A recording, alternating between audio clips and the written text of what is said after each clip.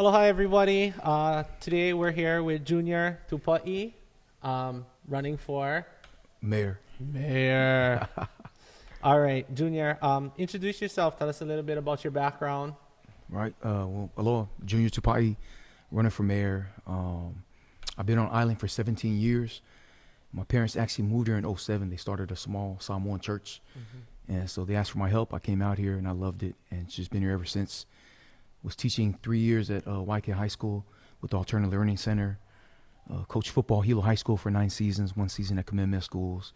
So at the same time was recruited by the Department of Defense Hawaii National Guard Youth Challenge Academy to help with the inception of the program at the old prison in Kulani. And did that, went down to KMR with them, 13 cycles. And after teaching and coaching and instructing, just realized that the kids weren't the issue, but it was families. So I left coaching and teaching and went full-time ministry. So currently I'm the pastor of Overcoming Faith Center, small local church in Panaeva. I got my bachelor's and master's degree from Washington State University. So I have a master's in music with a minor in business. I actually was trying to go to the NFL, but then when I finished my undergrad, I got a letter to try out for the NFL and a letter to get my master's offer for scholarship. I took the scholarship. Yeah. But anyways, my introduction into politics, I was teaching on constitutional rights. I actually had a sermon on constitutional rights back in like August 2021. And a lot of different venues, different groups started asking me to come out, teach that stuff. And I started flying out every week to Oahu in August, September, October, November, December. And then finally another pastor asked me, have I ever considered running for office? And I said, no, that's not my wheelhouse. I'm not trying to do that.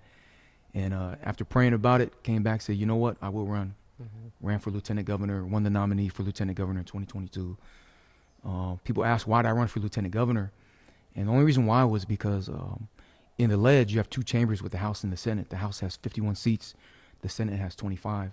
And I felt like even if I made it in there, I couldn't affect change immediately that I wanted to see for, this island. So ran for LG, and that's all she wrote. The pen broke, and yeah.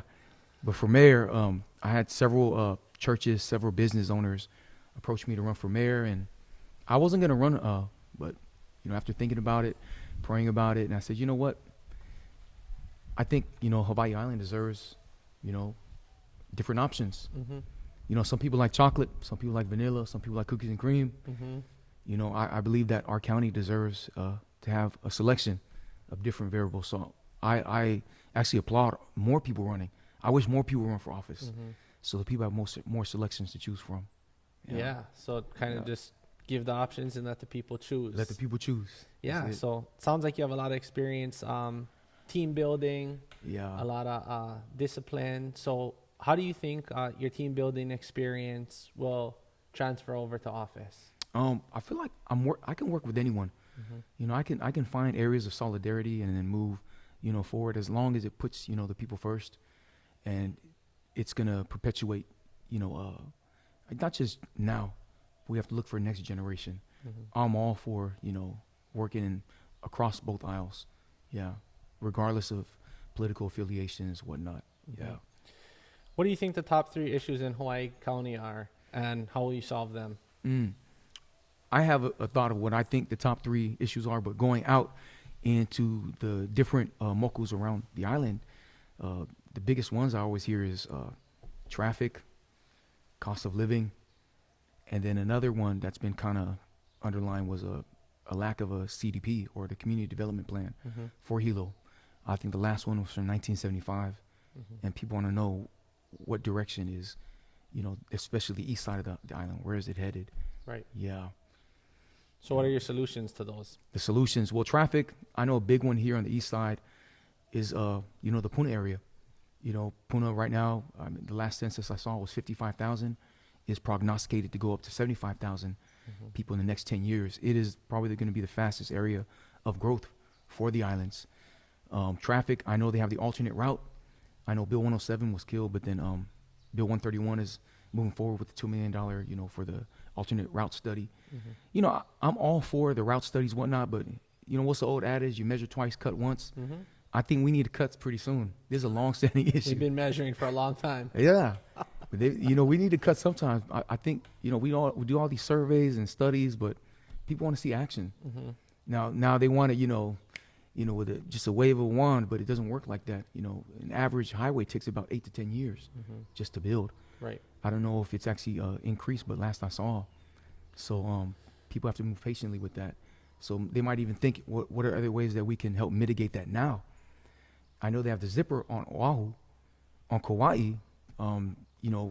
Say for example, Wainui, certain time in the morning, it's one-way traffic. So you have the highway coming right out of Hilo, going towards the connection right there. Why not with the 2 lanes coming inbound and outbound of Hilo, turn one of those other lanes to flow with the traffic in the morning, and then 3 lanes going back, afterwards, just to mitigate that for now. Now, as far as Makai or Mauka side, whether railroad or whether Makai, those are up for, interpretation with the study. But regardless, we need to cut some time with traffic. As far as housing, I actually met with the former mayor, Kim, a couple weeks ago, and he says, not a lack of ideas. A lot of people have ideas and whatnot, but it's how you execute the thing. I know there are different ways with housing. I know that the county is in charge of, as far as property tax, whatnot. We can look at ways to help it be more cost effective for the residents here. I know that taxes help with the amenities for the county. At the same time, no taxation without representation. And again, going back to when I've been going out there into different community groups, and people are saying, they're being taxed, but they're not seeing the amenities, reflecting of the monies that they're taking from us. Well, it's all going to the rail, right? Right. So, I mean, they just allocated the $800 million. I know it's not the county, but they allocated $800 million. That's $10,000 per square foot. That's pretty crazy. That opens up a whole nother discussion. I'd rather not open to the can of worms. Yeah. And what about the CDP? The CDP, I think we just need to open a conversation and talks with that and actually get a plan in place that's going to actually move forward. I think what is Puna's was 2008. I think everyone else is pretty recent, but Hilo's has been 1975. Yeah. Yeah, we need to look at, Have you seen the CDPs? I actually been going through them. Yeah. And so what let's just take Hilo and Puna for now. What does that look like? What does it look like? So I didn't really go into the weeds with it or in depth, so I don't want to misspeak on that. But I saw some of the different shopping areas and the different community centers that they wanted to put in place. I didn't really look to see if they actually implemented those things. This speaking for Puna. Does the CDP have like an end date, or is it just open? Like, here's the CDP, and like 50 years from now. Yeah, I didn't get that deep into it. I know the one for Puna is 98 pages. I didn't read through the entirety of it. Right. Yeah. So through these developments, right, let's talk about the highways. Let's talk about CDPs. How are we going to make sure that these jobs go to local people? Right. So all these developments are going to happen on the east side. We know this is coming just based on the population density and kind of what's happening. Right. So we're going to have these highways. They will be built where, how, when, we don't know. And the CDP, right? We're going to have these developments. And so how are you going to ensure that these jobs go to the people here? Yeah. A lot of it has to do with the process with the bidding. I think we need to reevaluate those and make that, I guess, accessible to locals here instead of outsourcing to different, entities that are going to pull more from like a mainland or from non-residents acquiescing those jobs. Right. But it's a lot of it has to do with the bidding. I talked to other developers and people in construction, especially with road work, and they said that's the biggest problem they see is with the bidding and how that process goes about. Yeah, they said we need to relook at that. I didn't get a chance to meet with them to ask, because for me, if you're the smartest person in the room, you're in the wrong room. And Definitely. So a lot of these guys, like I pull from those guys. Right. Yeah. So what do you think we can do at a county level to make the cost of living more affordable? Going back to property taxes, for example, I think with Kapuna, I would be open to, if legislation was put in front of me, I'd be open to not taxing them for property tax. They've already, did their service to the community, whatnot. People say, hold on, Where are we going to replace that money? That opens up another question. I feel like the monies that we do have, the allocations and even the oversight to see where the money's being used, I disagree with a lot of that. I know when former Mayor Kanoe first came in, when he wanted to redo the parks and recs, you know, and just upkeep and, you know, revitalize those areas, they said there's no money. But, you know, when I come in, I want to do an independent financial and management audit to see where the monies are going. We're going back to what we talked about earlier, measure twice and cut once. Once we do those management audits and the financial audits, I know there are monies there that we can reallocate or reapportion to, you know, help as far as cost of living. Yeah. So besides dropping the property tax, what is an alternative? Because so like I know in Puna, right, if you're on ag land and it's your primary residence, you already get a deduction. So maybe it saves you a couple thousand a year. Right. I mean, I'm not saying that's not a lot, but I mean, we live in Hawaii.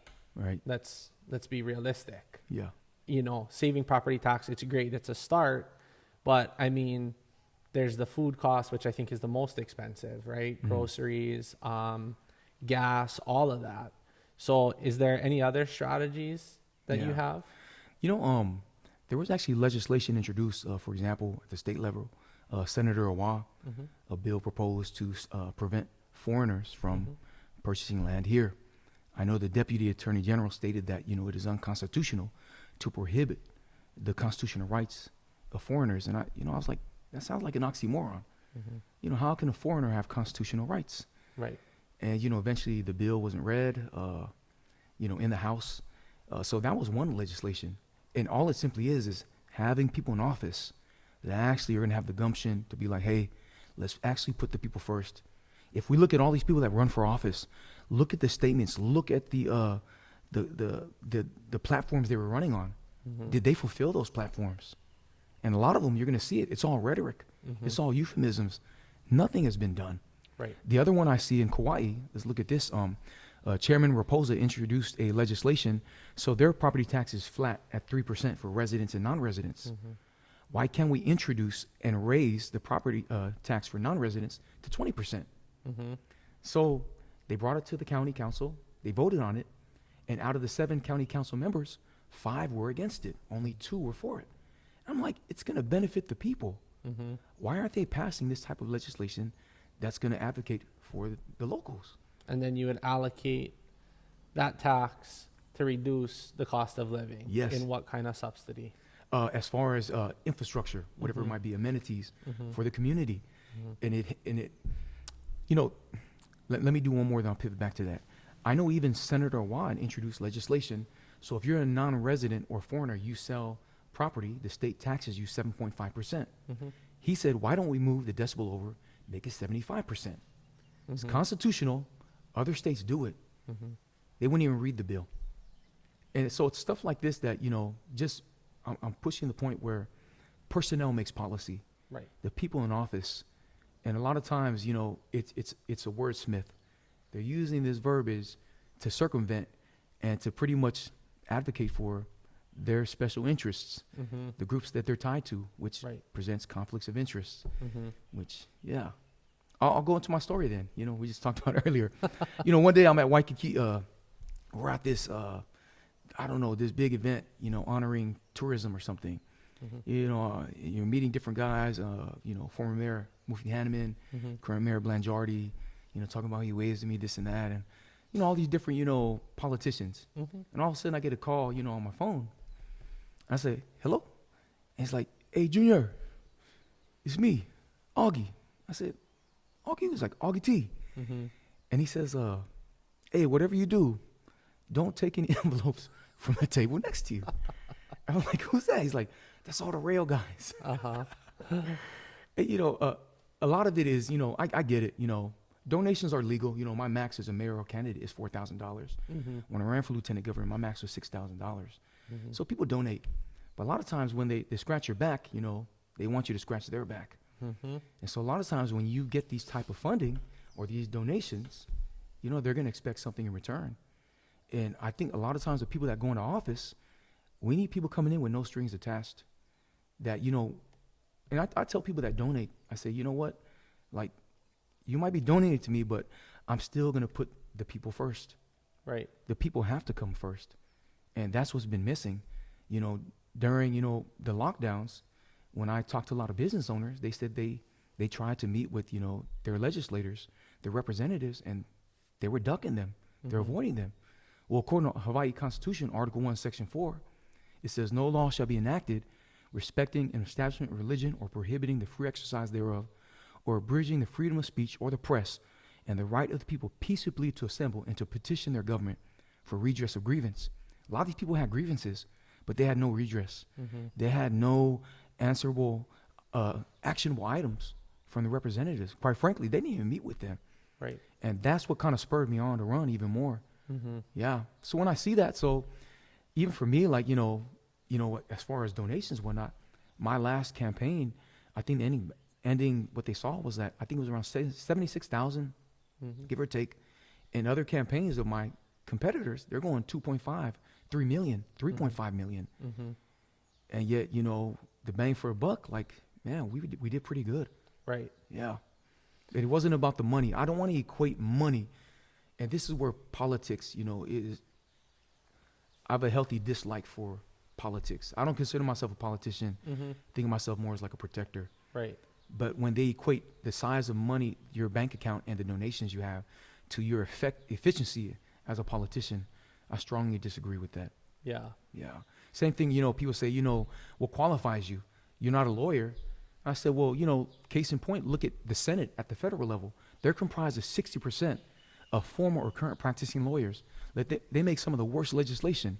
So it's a fallacy to equate lawyers or people who practice law to good governance. I disagree. Yeah. Well, that kind of sounds like maybe one of the biggest issues. Maybe we got to replace one of those top 3. So what do you think will be the biggest challenge you'll face if elected? People think, you know, I'm not qualified, whatnot. That's one of them. I'm like, you know, no, I said, you know, what qualifies a doctor to be a governor? They say, you know, well, he went through, you know, the House, the Senate, LG, whatnot.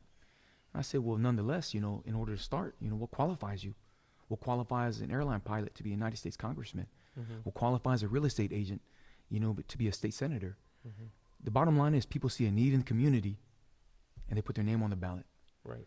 You know, and I think if people can move past the different fallacies of, you know, what qualifies someone, you know, to run for, you know, office, you got to be 25 years of age, be a resident for a number of years. That's what qualifies you. Yeah. And if the people see your values, they see your heart, they see, you know, you as a man or woman of character and integrity, put those people in office. I'd rather take the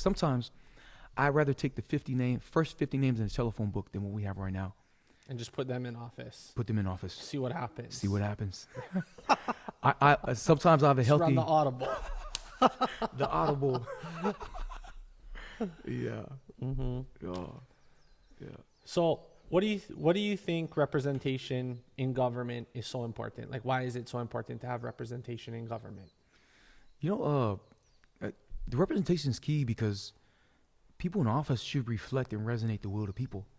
Case in point, what is that? Hawaii Constitution, Article 1, Section 2 says all persons are free by nature and are equal in their inherent inalienable rights. Inherent means that you're born with that stuff. Right. It's given to you by God. No one can take that away from you. Inalienable means it's a right that cannot be foreign or prejudiced to you. It's a right that cannot be sold or transferred from you. So it said among these rights are life, liberty, the pursuit of happiness, the acquiring and possessing of property. But this was the most important part. It says that these rights cannot endure unless the people recognize their corresponding obligations and responsibilities. It's the obligation, responsibility, and duty of the people to teach, to instruct, and at times to correct their servants. And if the people in office aren't teachable, not correctable, they're not fit to serve. And I think that's the issue. That when people come in, they think they're kings or they think that they're higher or a different tier or a different status quo or class of people. No, you should be of the common man. That's what it should be, the common woman. So do you think we have that representation now? Based off of what I've been seeing, you know, in governance for a while, no. A lot of these issues are long-standing issues, and these have been constantly voiced by the people, and you don't see a change. Yeah. So is there anybody in office anywhere right now that you identify with or you think is doing a good job? Not just in Hawaii, but in the US in general. Yeah. You know, I'll keep it local. I like Senator Awa Brenton. You know, I like what he's doing over there. He really goes in there with the community. I actually asked him one time, does he need help in his office? He's like, nah. He's like, Junior, you need to run again. I was like, okay, that's what I didn't want to hear. Yeah. You know, there are other guys out there that are doing stuff. You know, I like what Augie was doing. Some of the stuff Andre was doing. You know, some of those guys, you know, they're out there in the community. I know there are other people advocating, you know, and I get it. But at the same time, talk is cheap. You know, again, personnel makes policy. If we don't see things changing in legislation that's, you know, helping the people immediately and directly, then, yeah. So you said that we're a constitutional republic, not a democracy. Why is that? And where are we seeing our constitutional rights violated? Right. So democracy and a constitutional republic, right? America is supposed to be a republic. I pledge allegiance to the flag, United States of America, and to the republic. So democracy, let's look at the etymology of the word demos, Greek word. It means people or a city, state, or a territory. Kratos, from the Greek word kratos, which means strength. So in democracy, you rule over people by strength. In a republic, res publica, res means thing, publica means public. So in a republic, a government should only govern the things that are public. But things that are private, your conscience, the way you raise your kids, the way you steward certain things in your home, the government shouldn't touch in a republic. So now, how does that affect us here? Well, you look at Hawaii Constitution, Article 1, Section 1. All political power of this state is inherent in the people, and the responsibility for the exercise thereof rests with the people. It ends with, all government is founded on this authority, on this consent, on this permission. And so if all government rests with the people, it doesn't rest at 25 Apuni Street on the second floor with the mayor. It doesn't rest in the county council building. The power doesn't exist in 415 Britannia Drive at the Capitol building. No, the power exists on the people listening to this podcast. And until they recognize that and realize that and come to the realization that, man, government's been, they've been shortchanging us for so long. And if the people, like I said earlier, it's the people's obligation to teach and instruct their servants. If they don't teach them, Big Pharma is going to teach them. If they don't teach them, big tech and billionaires are going to teach them. Yeah. I hear you. I hear you. Man. So what's your stance on gun rights, chicken fighting, and preventing foreigners from buying up land and real estate? Nice. With firearms, I'm a staunch advocate for the Second Amendment.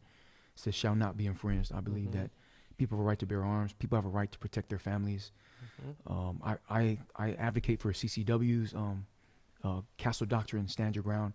I believe every man, every woman has a right to defend their home. Yeah. And especially I see a lot of laws here. I get it. Every round you fire, you got to think of the consequences. But at the same time, you have your keiki, you have your mopuna, you have your spouse, significant other. I believe you have a right to defend them. Yeah. So as far as gun rights, I'm a staunch advocate for that. Yeah. And anything that would lessen or prohibit that. Yeah. Of course, I'm gonna look at legislation. I'm gonna look at verbiage, but how do you have the Constitution without the Second Amendment? Exactly. So I heard another guy who was a Ikaika, Eliava Smith. He's running for County Council District 6. He's saying you can't have the First Amendment without the Second Amendment. You can't. Yeah. And it's all common sense. Yeah. You have a right to bear arms. You have a right to free speech. And when I continue to see a censorship, in government, when they're trying to censor what you speak, what is that? I heard the saying before: you cut a man's tongue out, you don't fear him, but you fear what he's going to say. Why is that when we should have free speech? Yeah, everyone should be heard. Yeah, everyone should be heard. Yeah. Chicken fighting. I know they have was that Bill 1980? This is crazy. It's a long, it's a cultural practice. I get a lot of times people come from other places and they're like, you guys should do this, you guys should do that. Well, if where you came from was someone's better, why don't you go back to where you came from? Yeah, how are you gonna come here? Yeah, and tell us what to do, right? Yeah. These are certain things. I know other places. I've been pitched the idea of why not have derbies here? you know, tax the derbies and, you know, check the blades, whatnot. And then even with the chickens, you know, you can feed the animals or even have a certified kitchen and, you know, feed the homeless, whatnot. Like I said, I'm open to the conversation. We have to look at all these different things, but it's a cultural practice that, you know, Filipinos, not only them, Kanaka Maoli, Guamanians, many different people have practiced. Right. Yeah. And then I think the last one was as far as like Foreigners buying up real land. estate. Yeah. I'm totally against that. I feel like residents, locals here should have preeminence, should have priority in everything, especially with buying land. Yeah. So any bill that's going to advocate for that, I'm all for it. Yeah. Nice. So you wrote on X.com that $24 billion for Ukraine be reallocated for Hawaii. Tell us about that. You know, I get it. You know, they want to give money to Ukraine, but I'm like, people are suffering here. You know, what did he give each family here, President Biden? Like $700, you know, in Lahaina? Right. And I was like, wait, but when they had the Katrina, they had debit cards of like, I think 1,200 or something. Right. 1,200 or 2,500. I forgot what the number was, but I'm like, what makes us any less than other people? Right. Like, nah, this is crazy. Fix our own problems before we try to fix somebody else's. Yeah, exactly. So they keep focusing on Ukraine and Russia, Israel, Palestine, Taiwan, China. Focus on here. Right. Yeah, put here first. And I didn't agree how they were allocating that money. And that goes, you know, if you have issues with that, talk to your representatives. Who's that? Congressman Schatz and Hirono or Ed Case and Takuda. Talk to them. Yeah. $24 billion will implement a lot of change, a Exactly. lot of impact. And especially what happened in Lahaina. Yeah. It's like, man, you know, like I said, talk is cheap. You know, like I said it earlier, I have a healthy disdain for government telling us, you know, they don't tell us the truth. Like, they lied to us about the Vietnam War, lied to us about, you know, weapons of mass destruction. They lied to us about the advancements in Afghanistan. You know, they even lied to us about some of the COVID stuff. I just saw a couple weeks ago, CDC downgraded and said, treat COVID the same as a flu. Did you get vaccinated? I didn't. Me neither. Yeah. How much do you think we're worth? Man. Pure bloods? And, you know, I'm not an anti-vax. I just felt like people have a right to choose.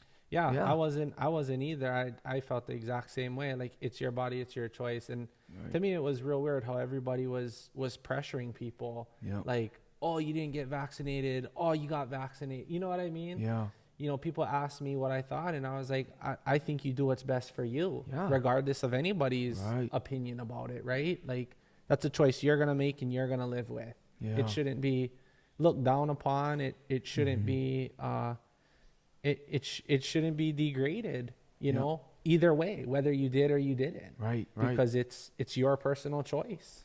You know, it's interesting you're saying that because when I look at, say, the first sentence of the Declaration of Independence, it says, I quote, when in the course of human events, because it's necessary for one people to dissolve the political bands which have connected them to another, and to assume among the powers of the earth the separate and equal station to which the laws of nature and nature's God require them, requires a decent respect for the opinions of mankind, requires them to declare the causes that impel them to the separation. Part of that was they were being taxed 14%. They said, let's get out of here. What was that? The causes? We hold these truths to be self-evident, that all men, vaccinated and unvaccinated, are created equal. Everyone's created equal. Regardless, everyone should have access to the same amenities. So, like, even when they were trying to push these vaccine passports, stuff like that, I strongly disagree with it. They were trying to, you know, they recommended to shut down churches. My church, we didn't shut down. We stayed open. Police would come by. We shaka at them. You know, my security team, they shaka right back. It's like, no, it's all law. Yeah. Like, man, if you're sick, common sense, stay home. You know, if you want to wear a mask, that's up to you. You think they create these separations on purpose? Oh, yeah. Yeah? They do. What do you think the agenda is? Divide and conquer. Bottom line, divide and conquer. Yeah. The strongest we are is when we're together. The community's together. Yeah. And so how do you think we can bring that about, like a common unified body? You know, honestly, I think not just in governance, but I think Hawaii has the answer. It is Aloha. Right. It is. Matter of fact, it's a law. What is that? Hawaii Revised Statute, Chapter 5-7.5. I'll quote it. I think you can look me up. It says, Aloha spirit is a coordination of mind and heart within each person. It brings each person to the self. Each person must think and emote good feelings to others. In the contemplation and presence of the life force Aloha, The following unuhi laula loa may be used. Akahai, meaning kindness, to be expressed in tenderness. Lokahi, meaning unity, to be expressed in harmony. Olu olu, meaning agreeable, to be expressed in pleasantness. Ha'aha'a, meaning humility, to be expressed in modesty. And what was the last one? Ahunui, meaning patience, to be expressed in perseverance. And it goes on to say, these are the traits and characteristics that express the charm, warmth, and sincerity of Hawaii's people. It was a working philosophy of native Hawaiians and was presented as a gift to the people of Hawaii. Aloha is more than a word of salutation, greeting, or farewell. Aloha means mutual regard and extends warmth and caring with no obligation in return. Aloha is important to the existence of each person for the existence of the entirety of the whole. It goes on to say that aloha is to hear what cannot be said, to see what cannot be seen, and to know the unknowable. So how do you think that we kind of get back to that as a whole? Because I feel like we are so divided on so many issues here, right? Like the Second Amendment is huge, right?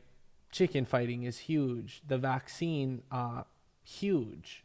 I think you have this division amongst all these things. Right. It goes back to this, what I just quoted. It's a law. Right. And this is the thing where I see, I'll give you an example and I'll pivot back to that. Sometimes when I wave signs, I know everyone's shotgunning at me or they're not going to vote for me. I get that. But it's the aloha that I'm giving. Aloha is free. And a lot of times people get caught up in their echo chambers or in their different huis or whatever. And it's like, man, I got nothing but love for all the other candidates. Like, I do. Now, what other people say, I can't control what they say. Right.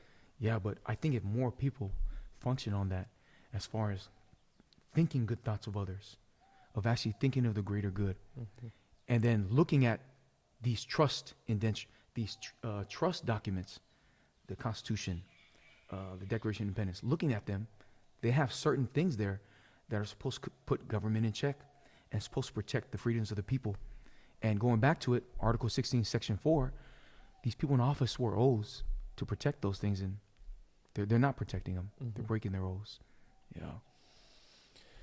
All right, let's pivot to the housing. So how will you fix the current permitting process and rezoning of land to allow for ADUs or multiple dwellings? Yeah, the multiple dwellings. I think, what is it, the ADUs, the auxiliary dwellings. Yeah. I feel like, man, I'll say it like this, and the more the merrier. I think people should be able to build, of course, within the capacity, of the infrastructure that's in place. Yeah. Now, I get it, that, some people disagree with that because, especially with the cesspool, septic tanks, the conversion by 2050, et cetera, et cetera.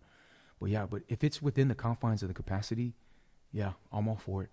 So, I mean, obviously I'm in this field, so I see this a lot. So people are always talking about this, and year after year, there's no improvement. So what kind of plan do you have? Yeah, for the permitting process. Yeah, I mean, what's the play? Yeah. So, like I said, I don't know all the answers, but there are guys that I've been talking to that do.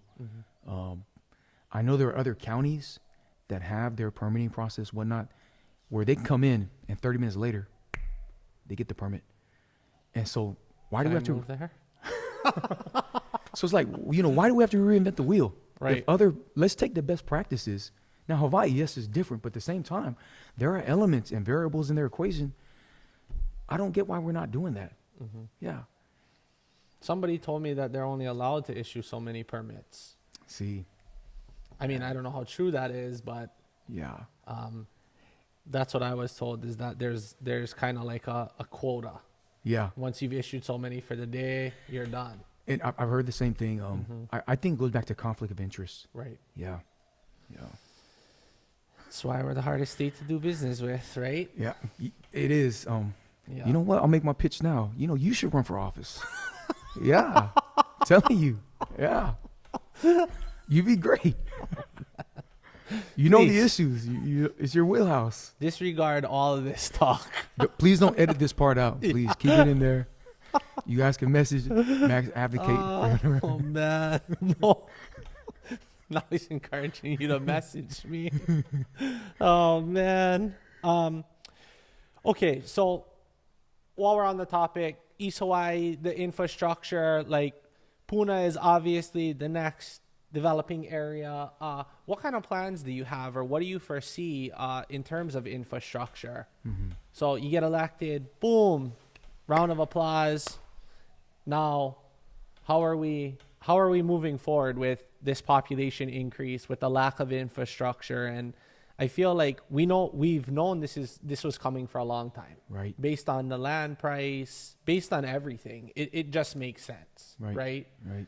Big Island has the most room for expansion. The east side is where it's at because it's affordable.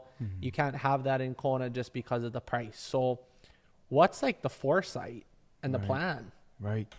I mean, you have to go back to the community development plan for that area. I think the other thing though is that But that was from 2008. and these are long-standing issues that you just said, foresight. Where was the foresight of the people that were in there? And you know, I know you're a builder, and I've been having a lot of builders talk to me. They're like, Junior, you need infrastructure first before you actually build. Right. And there's no infrastructure. You know, for example, when they laid the water lines, why didn't they at the same time simultaneously lay the sewage lines? Why didn't they put everything in place first? They knew it was going to take longer if they did that. Well, because it costs more to dig it up, and then you Yep. make more money. Yep, exactly. The bottom line is who's making the money. Right. Yeah. And so it's like, to me, it shouldn't be about money. It should be about the people. Yeah. And when I see these things, so. Well, what do we need? Yeah. So Puna needs a hospital. Yep. Puna needs its own infrastructure. Like if something happens to you in Kalapana or Kaimu, I mean, Tahilo Hospital, Right. that's crazy. You know, it's crazy. I actually just saw a post. I forgot what group it was on, but the proposal for the hospital in Puna. Right. Yeah. So I was like, come on, finally. Yeah. You know, and then someone commented and said that, you know, rest in peace, you know, man, this lady, her dad had a heart attack, and on the way, you know, to the hospital, he passed away. And, you know, man, that's so unfortunate, but these are the things that should have been, you know, looked at a long time ago. They're being presented now. I would advocate for that, to move in an expeditious way to where that could be put in place. As far as how to actually make that work, I don't know. I don't know the answer. Yeah. But I will go find the answer. Yeah.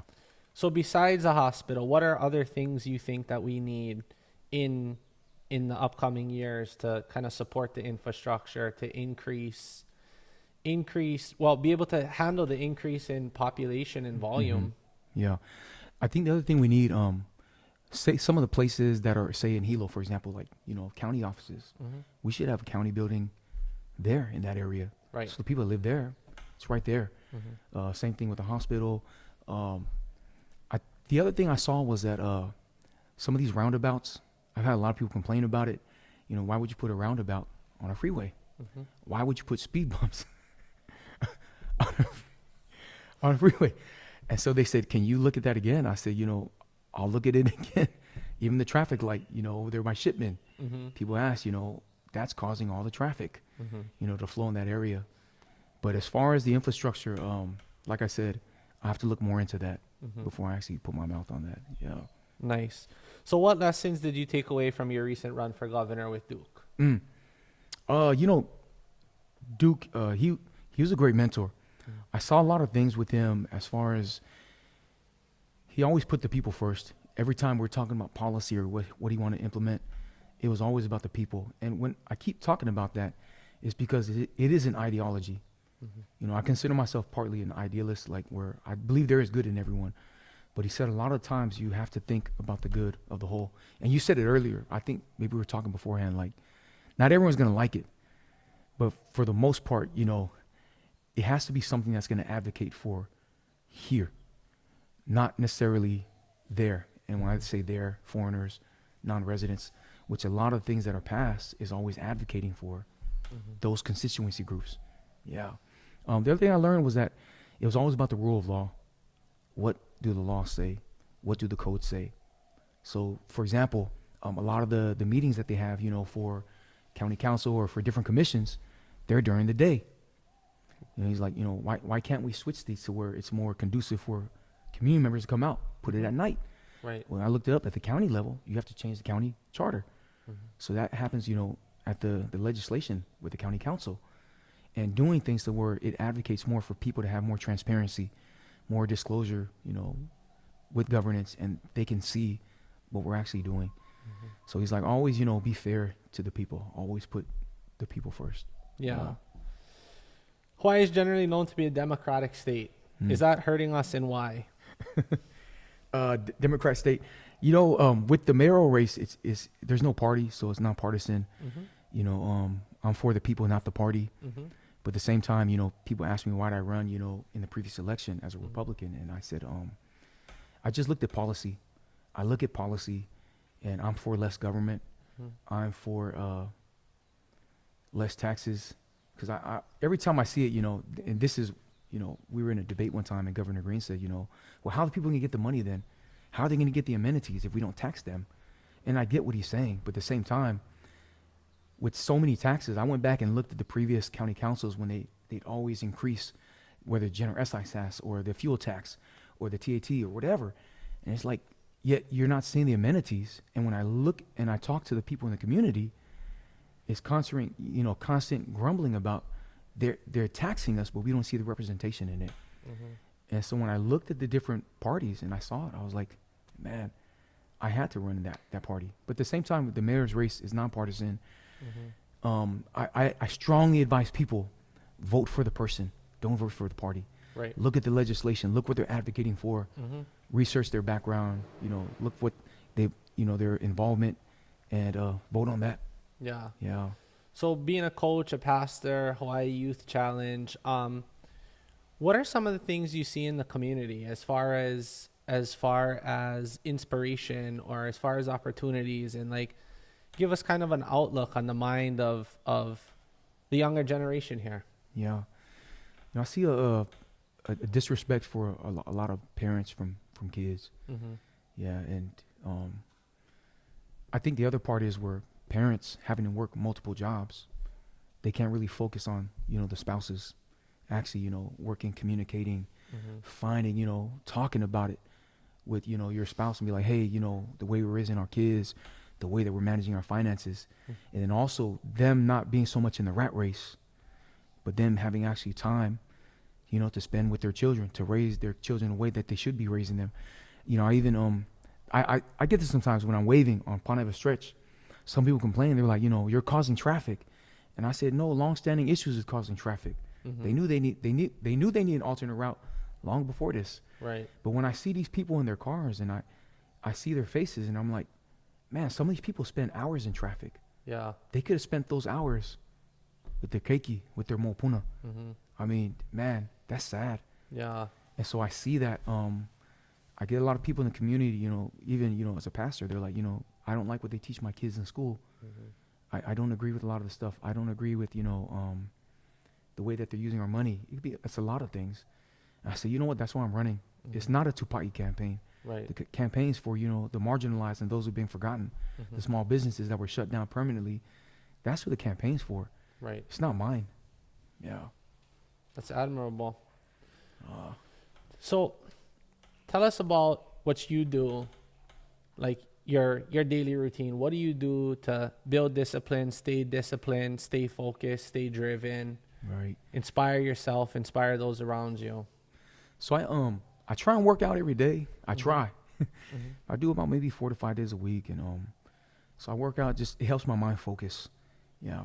Then I come in. I usually have whether a meet and greet or I have a couple of meetings with different guys, or different people that they're subject matter experts, whether transportation, waste management, water hydrology. It could be anything on the Mauna development, and I meet with them, and I hear their concerns. But a lot of times, when people come with concerns, they also come with solutions. So I take that, I go back, I try and go through the CDPs, I go through the budgets. I just learned, as of March 1st, the budget here is $888 million, 6.6% above the previous budget.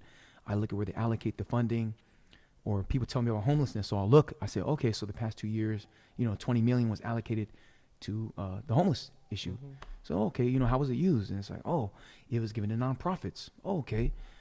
Do they have itemized receipts or oversight on, those things? And I look, and when I hear the answers come back, no or whatever, I'm like, well, that's not good. And I try and look, what is the law, what is within the code. Mm-hmm. And so I'm constantly reading, and it's kind of overwhelming.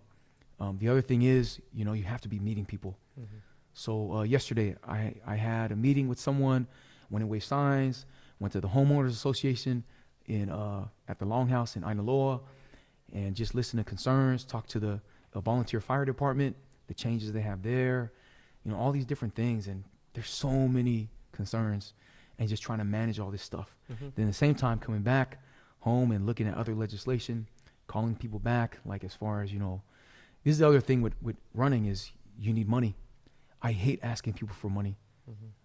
You know, like, for example, you know, the mayor just got a 22% raise. You know, for me, me personally, I wouldn't take it. Mm-hmm. When I see people struggling to buy milk and eggs, I'm like, no, like, we can't. When I saw the county council in Oahu just getting that raise, I'm like, no, this is crazy.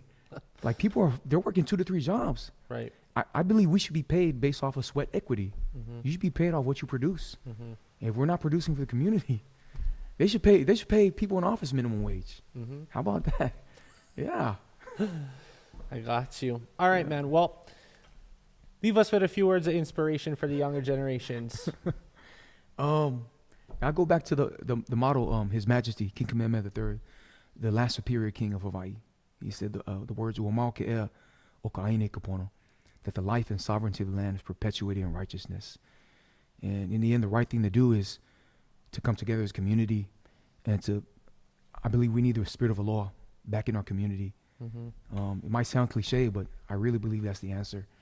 And Aloha, our kupuna, Aloha, you know, your parents, your other community members, because everything in the world is so divisive, it's so violent right now. So much vitriol and hate going everywhere. Mm-hmm. But like I said, I believe Hawaii has the answer. It is Aloha. But the other thing is, get involved with community. Get involved.